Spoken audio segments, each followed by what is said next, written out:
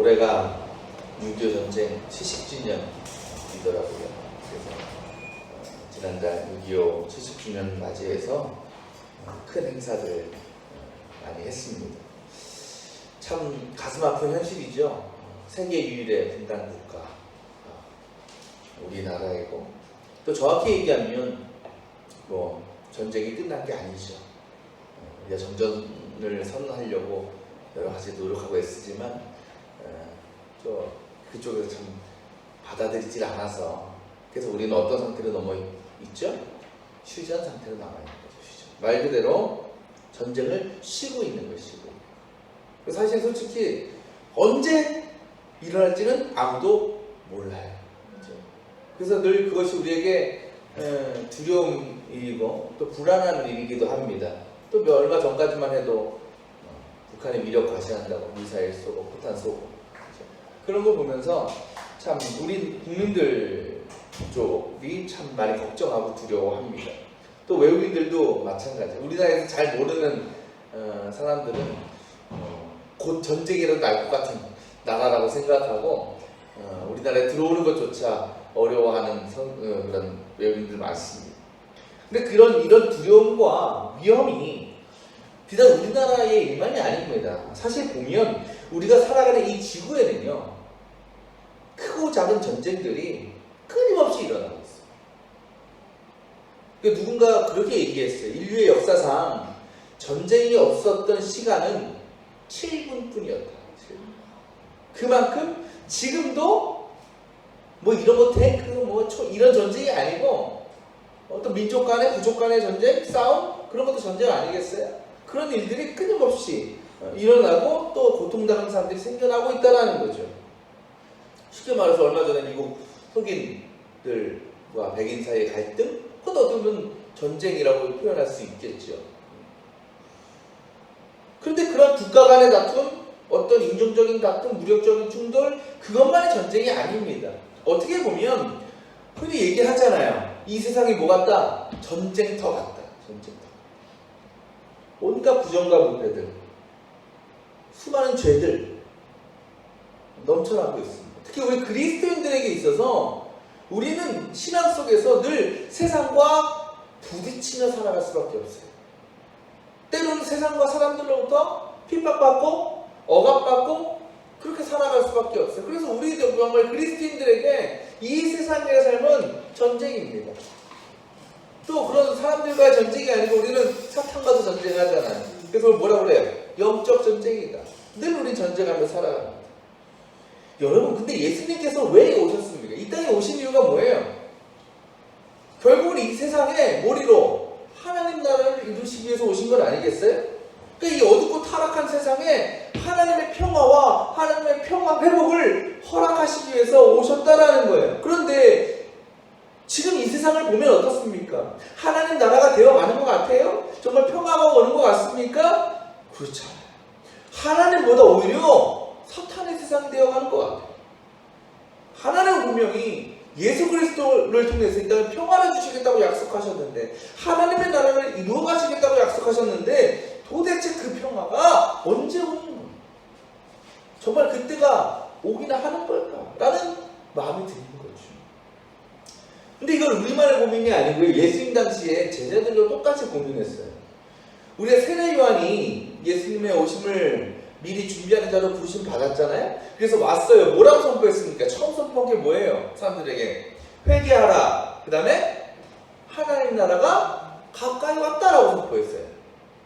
그 세례 요한의 그 선포를 통해서 수많은 사람들이 그 복음을 믿고 세례를 받았습니다. 또 예수님 오신 후에도 예수님은 자신과 함께 그 사역을 감당할 12제자를 택하여 부르셨고, 제자들은 일평생을 목숨을 걸고 예수님과 하나님 나라를 세상에 전했습니다. 그때 제자들이 제자로서의 사역을 감당하면서 기대한 게 뭐였을까요? 바로 이거 아니겠어요? 세례 요한이 얘기한 것처럼 하나님 나라가 이 땅에 오는 거. 그리고 그들은 빨리 올 줄 알았을 거예요. 그때가. 근데 실상은 전혀 아닙니다. 하나님 나라가 오게 되면 어떻게 해야 돼요? 좀 그럴 징조가 보여야 되잖아요. 그동안에 핍박받고 억압 많이 받았으면 이제 그런 것도 좀 줄어들고, 사람들도 좀 변화되고 그런 모습이 좀 보여야 되는데 제자들의 눈에는 전혀 그렇지가 않은 거예요. 오히려 핍박과 억압이 더 심해집니다. 여전히 세상은 죄로 넘쳐나고 있습니다. 세례 요한이 하나님 나라가 가까이 왔다라고 선포한 지 한참 됐어요. 또 예수님께서 이 땅에 메시아로 오신 지도 오랜 시간이 지났습니다. 그런데 그 하나님 나라가 약속하신 그 나라가 도대체 올 것 같지가 않은 거예요. 그런 상황에서 제자들의 마음에 이런 의심과 불평이 들었을 겁니다. 어떤 것? 아니 예수님께서 분명히 세례 요한을 통해서 자신을 통해 하나님 나라를 이 땅에 이루신다고 하셨는데 도대체 그 나라는, 그 평화는 언제 오는 것이냐? 왜 우리가 언제까지 이런 고통을 당해야 되는 것이냐? 예수님은 오늘 그런 고민과 좌절에 빠져있는 제자들 그리고 우리들에게 그 하나님 나라가 언제 이 땅에 오느냐 그것을 하나의 비유를 통해서 말씀하고 계십니다. 그 비유가 무슨 비유입니까? 누룩의 비유라는 거예요. 제빵을 해보셨습니까? 빵 만들어 보셨어요? 식빵 이런 거 그죠? 해보셨어요? 안 어울리게 해보셨네. 빵 만들어 보신 분은 아시겠지만 빵을 만들 때 가장 중요한 재료, 재료가 여러 가지죠. 꼭 있어야 되는 재료 하나가 뭐냐? 이스트. 그러니까 여기서 말하는 누룩, 보통 누룩 우리가 뭐 만들 때 써요? 맥거리, 그죠? 빵을 만드는데 빵 만들 때 이제 이스트라는 걸 쓰죠. 효모죠, 발효제. 그러니까 제가 표현하기 쉽게 이스트라고 오늘은 쓸게요. 성경 누룩에 나와 있지만. 그러니까 이스트가 하는 역할이 뭡니까? 빵을 팽창시켜, 부풀어 오르게 하는 거죠. 그러니까 이스트가 밀가루 반죽 안에 들어가게 되면 이제 반죽 안에서 이스트가 당류를 막 분해한다고 합니다. 근데 이산화탄소를 막 발생시킨대요. 그러면 빵의 반죽이 부드러워지면서 점점 부풀어 오르게 된다는 거죠. 그러면서 그렇게 되면 빵이 어떻게 풍미가 있어진다. 그렇죠? 그리고 반죽을 숙성시키면서 탄성이 유지된다는 거예요. 그래서 식빵 특히 대표적인 거 아니겠어요? 진짜 잘한다 하면 정말 얼마나 부드럽고 맛있는지 몰라요. 만약에 빵 만드는데 이스트 안 넣으면 어떻게 될까요? 맛도 맛이지만 굉장히 질겨지게 되죠. 못 먹습니다. 근데 오늘 예수님께서 하나님 나라가 바로 뭐가 같다? 이 누룩 이스트와 같다라고 말씀하시는 거예요. 그렇다면 하나님 나라와 이 이스트가 무슨 연관이 있는 것입니까? 저는 제빵을 해보진 않았지만 그럼 제빵사들이 빵 만드는 과정 같은 거 이제 본 적은 있어요. 보면 빵이 이제 오븐 안에 들어가잖아요. 그죠? 오븐 안에 들어가면 빵이 이제 부풀어지죠. 점점 부풀어진단 말이에요. 여러분 그 상황 한번 생각해 보세요. 그 이스트가 밀가루 반죽 안에 들어가게 되면 아까 말씀드린 것처럼 당을 분해하고 이산화탄소를 뿜어내면서 빵을 부드럽게 만들고 부풀어 오르게 되는 거죠. 다시 말하면 이스트라는 것이 빵이 완전히 부풀어 오고 그 모양과 맛을 갖출 때까지 뭐하고 있는 거예요? 그 안에서 끊임없이 일하고 있는 거예요. 그죠? 자기 역할을 막 하고 있는 거예요. 근데 우리가 그 이스트의 역할을, 이스트가 활동하고 움직이는 것을, 이산화탄소가 막 뿜어져 내는 것을 우리가 눈으로 볼 수 있어요? 없어요? 없죠? 없어요. 그렇다면 우리가 이스트가 반죽 안에서 활동하는 모습을 볼 수 없다고 해서 그 이스트의 존재를 부정할 수 있습니까? 없습니까? 없어요. 왜? 빵이 부풀어 올라가기 때문이죠. 그걸 보면서 우리는 이스트가 그 안에 있구나. 그 일을 하고 있구나 라고 우리는 믿게 되는 거예요. 그리고 그 일은 뭐가 때문에 가능한 거니까? 이스트가 그 안에서 활동을 해야 가능한 일이기 때문에 우리는 그게 믿는 거예요. 곧 이스트라는 것은 우리 눈에 보이지 않지만 우리는 그 빵이 부풀어 오르는 겉모습을 보면서 그 안에 이스트가 존재하고 살아 움직이고 있구나라는 것을 깨닫게 된다는 거죠. 바로 주님이 이런 말씀하시는 거예요. 하나님 나라는 이와 같다고 말씀하시는 겁니다. 곧 하나님의 나라는 반죽 안에 있는 이스트와 같이 우리 눈에는 보이지 않을 수 있어요. 그렇다고 그것이 결코 존재하지 않는 것일까? 그렇지 않다라는 거예요. 왜? 여전히 하나님은 일하시고 계시기 때문에, 활동하고 계시기 때문에, 움직이고 계시기 때문에 그렇다는 거죠. 그 끊임없는 하나님의 활동과 역사로 인해서 그 하나님의 나라는 시간이 흐를수록 점점 팽창해 나가고 확장되어 나간다라는 겁니다. 그렇다면 왜 우리는, 그리고 제자들은 그 하나님의 나라를 경험하지 못하는 것일까? 왜 오지 않는 거라고 생각하고 있는 것일까? 이유는 없어요. 이유는 뭐냐? 여전히 우리나 제자들이나 눈에 보이는 어떤 확실한 표적, 확실한 증거만을 기대하고 있기 때문에. 요즘 사람들이 그렇잖아요. 봐야 믿잖아요. 볼 수 있어야 믿음이 가는 겁니다. 그래서 오는 거 아니겠어요? 교회 잘 지키고 있나? 그죠? 말로 해서 안 되니까 봐야 믿는 겁니다. 우리 잘 지키고 있는데 뭘 또 와? 그 사람들은 아니에요. 봐야 믿는 거예요. 예수의 제자들이 기대한 게 뭐였을까요? 예수님에게 메시아로서 놀라운 권세, 놀라운 능력을 이 세상에 보여주시는 거였어요. 우리도 마찬가지죠. 우리가 신앙생활 가운데 하나님의 어떤 역사, 능력을 경험하고 싶어 하잖아요. 그래서 그걸 경험하기 위해서 우리는 뭘 위해서 기도합니까? 하나님, 기적을 주세요. 기도 응답해 주세요. 눈에 보이는 증거를 허락해 주세요. 때로는 이 세상 심판해 주세요.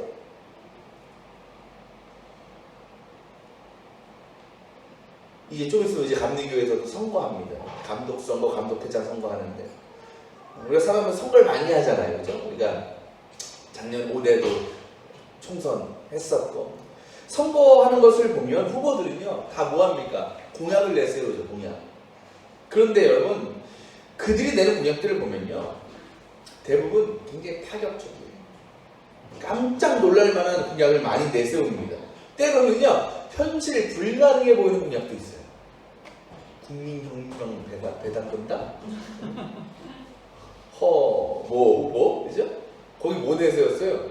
1인당 3억씩 준다.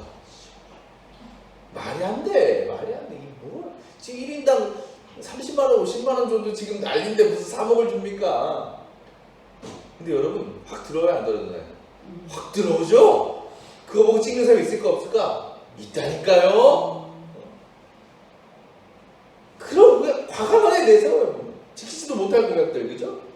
왜 그들은, 후보들은 왜 별별 그냥 소소한 공약이 아니고 파격적이고 정말 획기적인, 혁신적인 공약들을 왜 그렇게 내세우는 것일까요? 누구 보라 그러는 거예요? 우리 보라 그러는 거예요. 다시 말하면 우리들이 그냥 소소한 공약, 시덥지 않은 공약, 매력을 못 느낍니다. 사람들은요 뭔가 눈에 확실하게 보이는 것, 눈에 확 띄는 것을 원한다는 거예요. 왜? 그래야 뭔가 하는 것 같거든요. 그래야 뭔가 일이 되어지는 것 같거든요. 근데 그런 세상 속에서 우리가 하나님 나라를 그렇게 똑같이 바라본다라는 겁니다. 하나님의 권세와 능력이 뭔가 우리의 눈에 확인이 되고 보이는 것으로, 대단하고 강력한 것으로 나타나기를 원하고 있어요. 그리고 하나님 나라가 이 땅에 오면 그런 식으로 오기를 원하고 있습니다. 그런데 여러분, 실상은 그렇지 않아요. 오히려 하나님은 너무나 가만히 계시는 것 같아요. 침묵하시는 것 같아요. 그래서 세상은 전혀 변화되지 않고 더 큰 죄로, 더 큰 악으로 가득하는 것 같습니다. 근데 여러분, 정말 그럴까요? 우리가 생각하는 것처럼 이 세상은 정말 눈에 보이는 큰 변화나 개혁이 없는 것일까요? 그래서 그렇다고 하나님 나라가 오지 않고 있는 것일까요? 이제 아이를 키우다 보면 여러분도 우리 아이들 일주일에 한 번씩 3일에 한 번씩 보시잖아요. 보면 가끔 어떤 생각 드셔요? 언제 그렇게 컸지? 그렇죠? 갑자기 큰 것 같죠?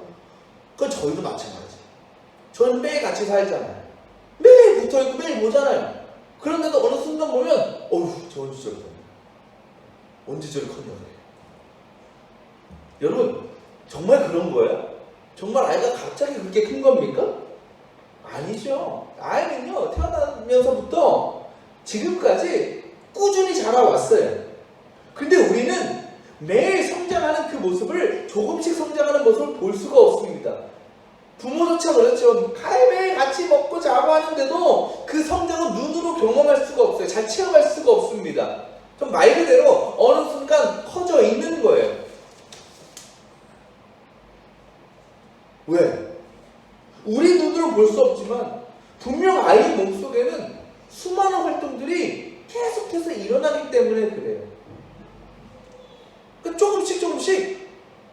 변화가 나타나고 잘하고 있는 거예요.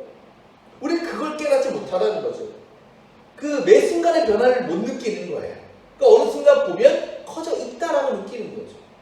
그러니까 하나님 나라도 그와 같은 거예요. 우리가 하나님 나라를 볼 수 있건 없건 간에 예수의 능력과 하나님의 나라는 언제나 활동하고 계십니다. 그리고 하나님의 나라는 막 대놓고 이렇게 역사하지 않으세요. 조용하게, 은밀하게 역사하고 계셔요. 그리고 분명한 것은 뭐냐? 하나님의 나라는 아직 오지 않은 게 아니라 이미 시작되었다라는 겁니다. 세례요한이 뭐라고 얘기했다고요? 하나님 나라가 가까이 오고 있다? 아니에요. 하나님 나라가 뭐야? 가까이 왔다라는 거예요. 영어 성경 뭐 이렇게 나와 있어요. is near이다. 내 곁에 있다. 내 옆에 있다. 이미 하나님 내 곁에 와 있는 거예요. 이미 그 나라 시작되었다는 거예요. 단 뭐가 왔는 거예요? 완전해지지 않았을 뿐이지. 완성되지 않았을 뿐이다라는 겁니다. 그렇다면 지금 우리가 사는 시대는 어떤 시대예요? 이미 시작되었지만 아직은 완성되지 않은 하나님 나라를 살아가는 시대. 그 과정을 우리는 지내고 있다는 겁니다. 오늘 말씀 앞에 31절 32절을 보면 비슷한 비유를 하나 말씀하셔요. 바로 겨자씨 비유입니다. 그 비유에서 하나님은 하나님 나라를 겨자씨 하나로 비유하래요. 여러분 겨자씨 제가 옛날에 사진 한번 보여드렸죠. 얼마나요? 들깨만 해요. 들깨. 우리가 뿌리는 들깨 하나에만 해요. 근데 그 들깨 하나가 심겨지고 물을 주고 자라면 어떻게 되냐? 수많은 새들이 와서 깃들 만큼 엄청나게 큰 나무로 자랍니다. 씨를 많이 뿌려서가 아니고 그 하나를 그렇게 변화된다는 거예요. 그 작은 겨자씨가 어떻게 그렇게 큰 나무로 자랄 수 있겠습니까? 이유는 없어요. 뿌리를 내리고 그 뿌리로 물과 영양분을 먹고 그것을 줄기와 가지에게 전달해주면 나무는 자랄 수밖에 없습니다. 하지만 우리는 이스트처럼 그 나무 안에서 일어나는 그 움직임을 우리는 결코 눈으로 볼 수 없습니다.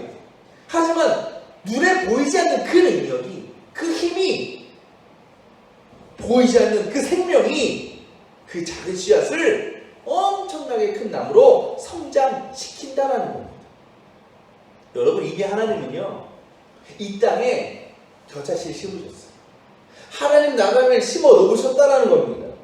그리고 그 심겨진 씨앗은 뿌리를 내리고 싹이 트고 나무가 돼서 지금도 열심히 자라고 있습니다. 하나님 나라는 씨앗이 심겨질 때 이미 시작된 거예요. 아직 완전히 다 자라진 않았습니다. 하지만 계속해서 성장해 나가고 있어요. 때로는 여러 가지 외부적인 환경으로 가지가 부러질 때도 있고 잎이 떨어질 때도 있어요. 마를 때도 있어요. 하지만 죽은 게 아니에요. 여전히 살아있고 그 역할을 감당하고 있다는 겁니다. 그러면서 그 과정 가운데 우리가 눈치채지는 못하지만 분명 놀라운 변화와 역사가 나타나고 있다는 겁니다. 기독교의 역사 생각해보면 우리는 너무나 쉽게 알 수 있잖아요. 처음 시작된 하나님의 나라, 처음 심겨진 하나님의 씨앗이 뭡니까? 어디서 시작됐어요? 오직 어디? 예루살렘이다. 그죠? 그것도 베들레헴. 근데 그 복음이 예루살렘을 넘어서 온 유대를 넘어서 사마리아를 넘어서 땅끝까지 전해졌어요. 아시아를 넘고 유럽을 거쳐서 온 세계에, 그리고 이 자리에 앉아있는 저와 여러분에게까지 그 복음이 확장되는 것입니다. 처음에는 복음의 씨앗은 예수님이 한 분으로 시작했죠. 근데 그게 누구래요? 제자들로 12명으로 시작되고, 그렇게 시작된 하나님의 나라의 씨앗이 이제는 전 세계에 약 20억 명에 이를 정도로 놀라운 변화와 역사가 나타났다. 이래도 하나님 나라가 오지 않는 거예요. 이래도 이 땅에 하나님 나라가 존재하지 않는 겁니까? 이래도 하나님이 살아계시고 역사하신다는 것을 믿을 수 없습니까? 아니죠. 기다린 세월 동안 이미 세상은 놀랍게 변화했어요. 그리고 분명한 것은 앞으로도 그 하나님의 역사는, 하나님의 나라는 계속될 거고 완성되어 나갈 것이라는 겁니다. 비록 우리가 현실을 보면 전쟁이 많고 다툼이 많고 수많은 죄의 문제들 속에서 우리가 알아채지 못하고 있을 뿐이에요. 하지만 지금도 세상 어디에선가 복음을 듣고 주님을 만나고 변화되는 이들이 있다는 겁니다. 성령께서는 그때나 지금이나 앞으로도 이 땅에 하나님 나라의 완성을 위해서 끊임없이 일하시고 그 일을 이루어 가십니다.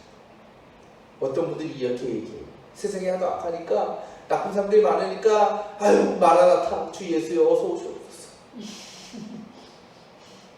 여러분 그건 전혀 신앙적이지 못한 말입니다. 하나님 뜻이 전혀. 왜? 하나님 나라의 완성은 언제 이루어집니까?